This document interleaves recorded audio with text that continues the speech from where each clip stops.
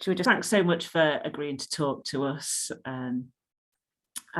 We just wondered if you could just tell us a bit more about yourself and your work and how you fit into a Rocha. That's all right. Absolutely. Thank you for inviting me today. It's great to be able to talk to your church community through this medium of Zoom as we do today.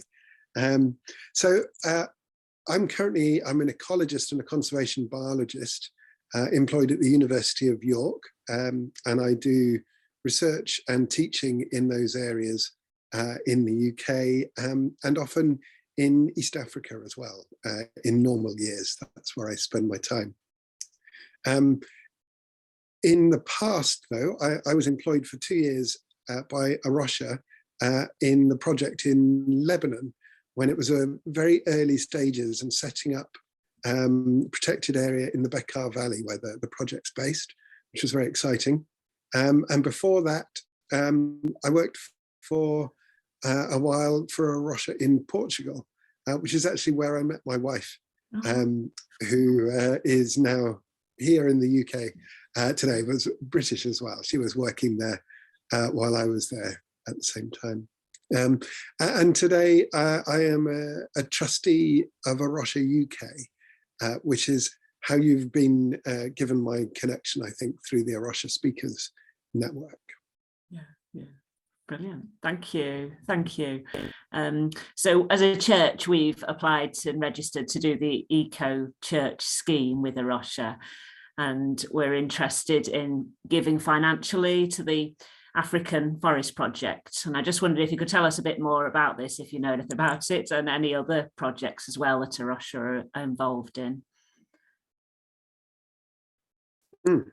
Well, I'm really glad that you're registered as an eco church. That is one of Rocha UK's flagship schemes at the moment.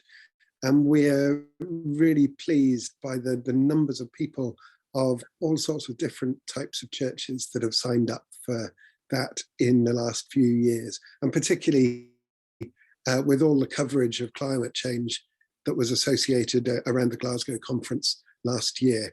It's been fantastic to have many new members of EcoChurch. Rocha UK has programs like EcoChurch, which is trying to help church communities to develop both their spiritual awareness of the environmental issues of today, but also the practical ways in which churches can respond.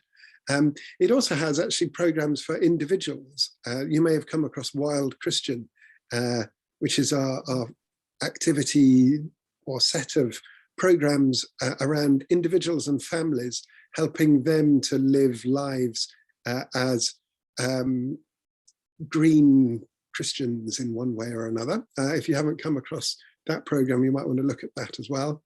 And we're also have what we call the Partners in Action program, where a number of other organizations, often Christian conference centers or other organizations like that own land, work in partnership with Rocha to manage those lands for conservation and biodiversity, as well as their sort of conference things. So we're working with landowners, with churches, and with individuals across the country to try and promote engagement with creation in a biblical and fully sort of Christian-centered, Christ-centered way of thinking about these environmental challenges that we have today.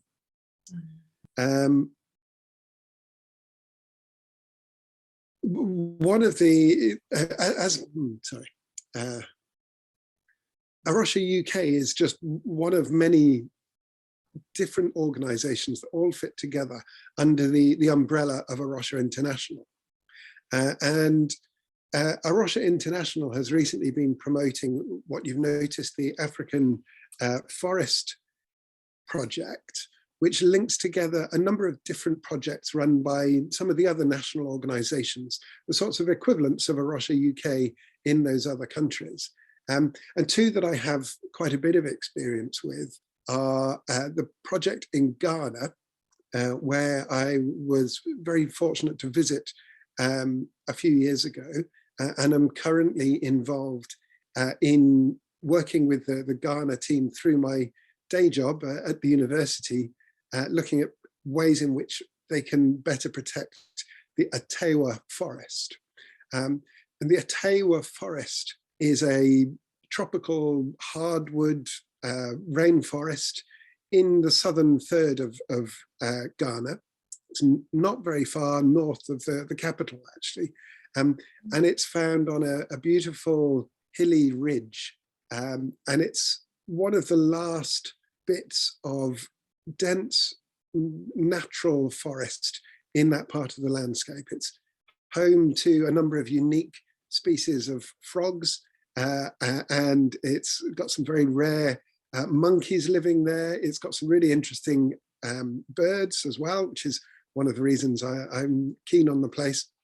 But it's incredibly valuable to the local communities in terms of the way in which, by protecting the hillside, the forest keeps the water clean that comes through the villages, through their streams and rivers there. And it also provides all sorts of products for the village communities, who will be collecting a certain amount of firewood, but also collecting, hopefully sustainably, some of the forest products that they rely on for various day-to-day uses in their lives around there. And Rocha Ghana has been working very actively to promote the restoration of some of the areas that have been damaged by logging in the past, but really the long-term protection of this critically important forest there. And the forest is mainly under threat from mining. A big multinational mining company would like to get at bauxite, which is the sort of aluminium ore that is under the forest there. And if that is dug up, then the forest is gone, or the mining process itself is very likely to further contribute to declining water quality sources for all of those communities that rely on it today, as well as the fact that there won't be a reliable supply of water in the first place. And at the same time, of course, we know that forests like Atewa are the places where carbon dioxide that we're emitting through burning fossil fuels are being locked up by growing trees, and by restoring the missing trees within the forests at Atewa, we can lock up more of the carbon that is in our atmosphere.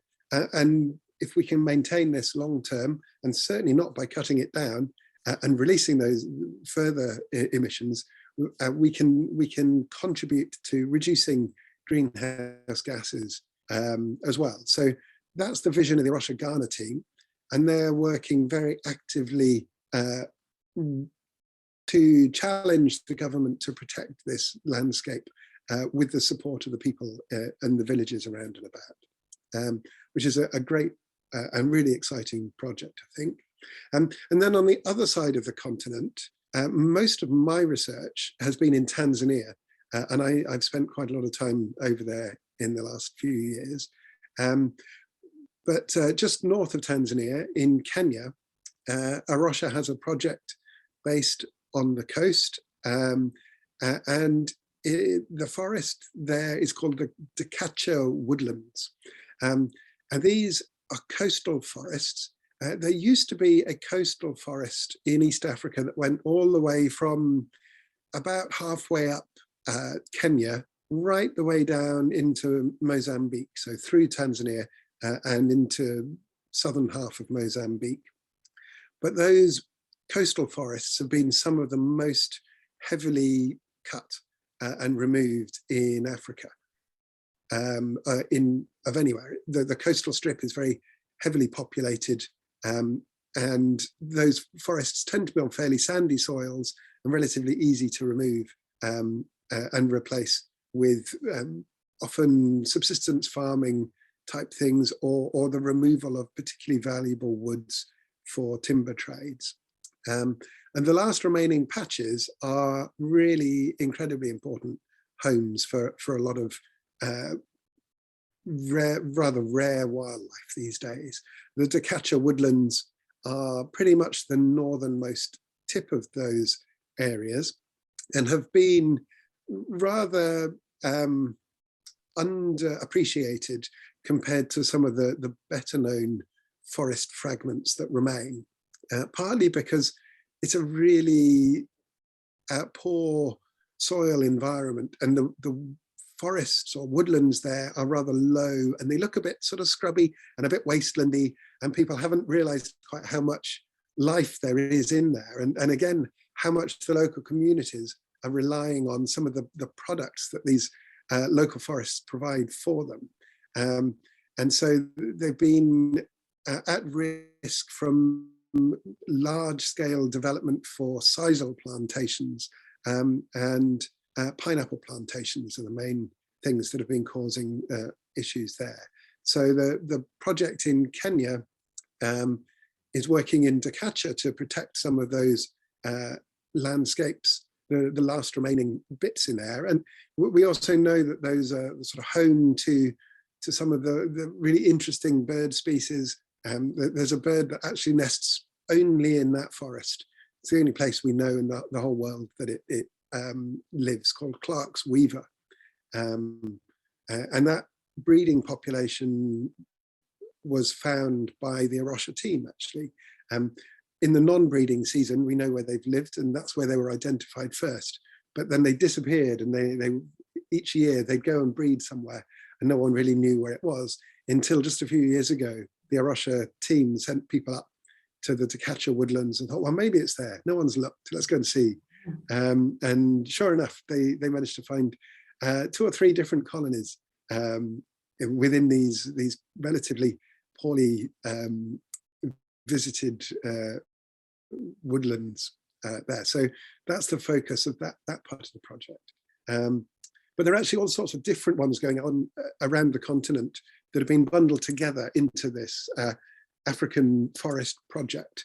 And what holds them together is that obviously that they're working on forests, and that they all have at some level the goal of protecting those forests and reducing the chances that the carbon that is stored in them is going to be returned or put back into the atmosphere and contribute to greenhouse emissions from any of these countries. The best thing we can do to reduce emissions is by preventing forests from being cut down and removed in most of these African nations. So that's been the focus for Rocha's work in those areas there, which I think is really exciting and interesting stuff. So, yeah. Oh, thanks for telling us about that. That's really sounds really interesting. And I was just wondering if you had any other kind of positive stories. We hear so much about the negative impacts of the climate crisis, but wondered if you had any other positive stories that you could tell us about.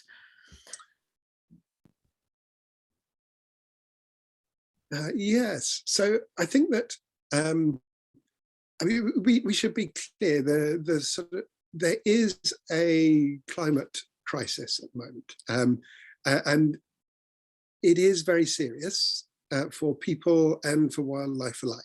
And we, as Christians, and as people who care for creation, but as also people who care about justice,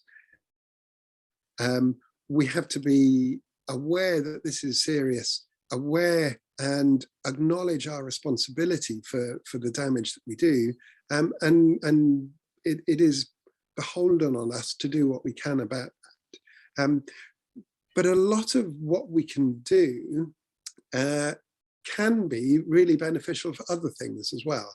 So I've been talking now about forests, and it is absolutely clear that many of the solutions that exist for the current climate crisis can be benefited enormously by using what we call nature-based solutions. So these are looking for things like forest planting or forest restoration that lock up that carbon, but have additional benefits for people and for wildlife as well. And we know that this isn't enough on its own. So even if all the land that could become forests were made to be a forest, we would probably only reach about half of the carbon storage that we need. So this isn't a way of saying you can carry on emitting. You've got free license to do that. We have to do both. We have to stop producing so much carbon dioxide in the first place, and we have to deal with the carbon that is already out there.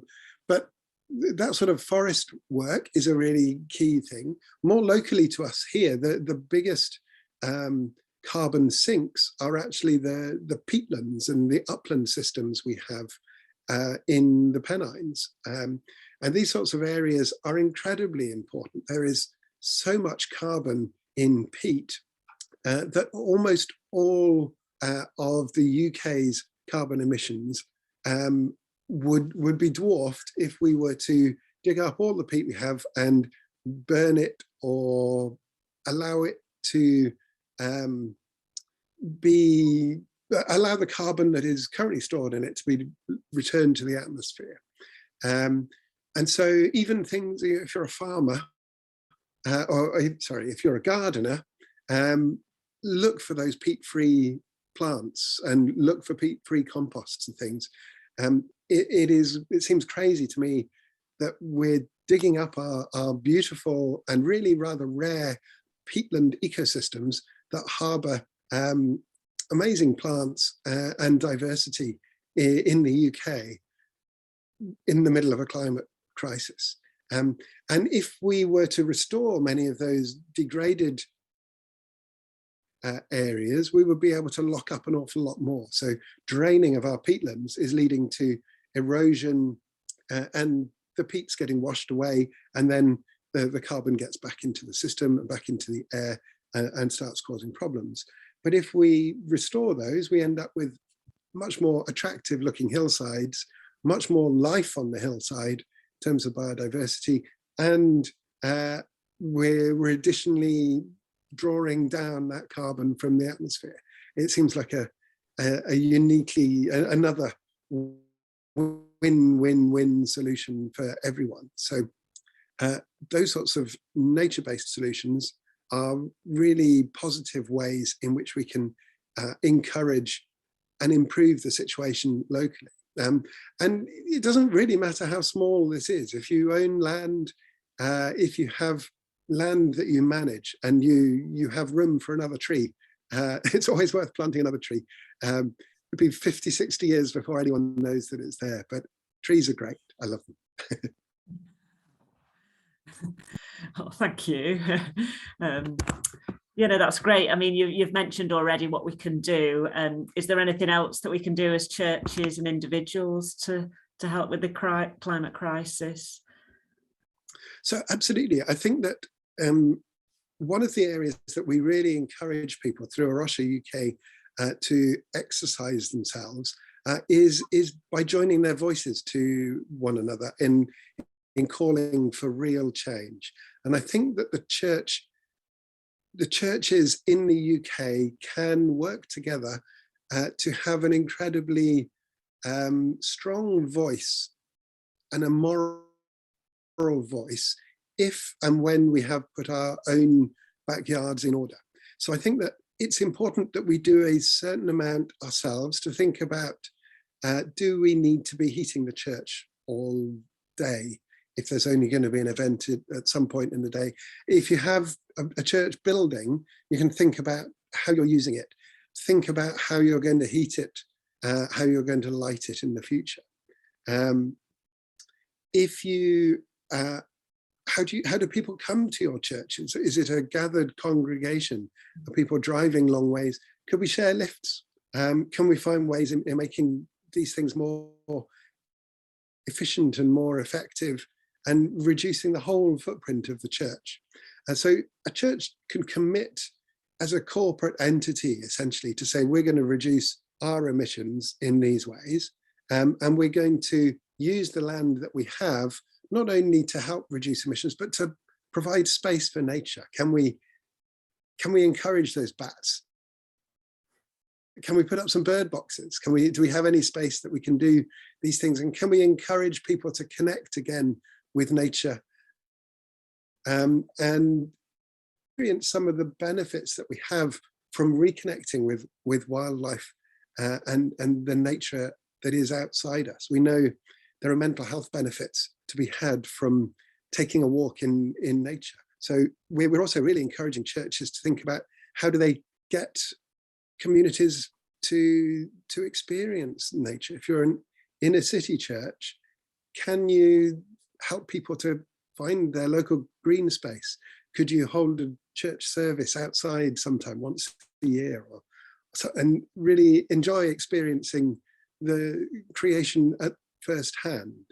And then when you've got some movements going there, then absolutely encourage people to write to your MP. Can you encourage them to lend their voice to things? Can the church as a whole be a voice in its local community for better engagement with environmental issues? And can you join together with organisations like Climate Sunday that bring together churches from across the UK to have a much bigger unified voice? Join some of the climate marches and things like that. Together, the church is still remarkably large in the UK. It doesn't always feel like it on our individual basis. We can forget that we're part of a big community of Christians, and together we can have a much stronger voice than we do individually. So look at how those campaigns are running. Look at the news that you'll get through as part of Eco Church. We're always trying to encourage churches to join in with these bigger campaigns, join up with Wild Christian and hear about other ways in which you can join in, add your voice to larger communities as well. And I think that only by telling our government what is needed are we really going to see the biggest changes, because it is one of the biggest challenges we have, is that the changes that are required to roll back the climate emergency we're in today require a coordination and an investment that is managed by governments internationally, not just nothing that we can do as individuals is big enough to solve this problem. We can show we can show that it's important to us by doing small amounts, and we can improve the situation in our own homes, in our own houses and things. But the change that we really need has to be driven by the government. And so we can join together and make that voice clear and maybe have a bigger sway on what's going on. Let's hope. Yeah. Oh, you've given us lots to think about. Thanks so much for speaking to us, Colin. Really appreciate it. Thank you. You're very welcome. It's been a pleasure.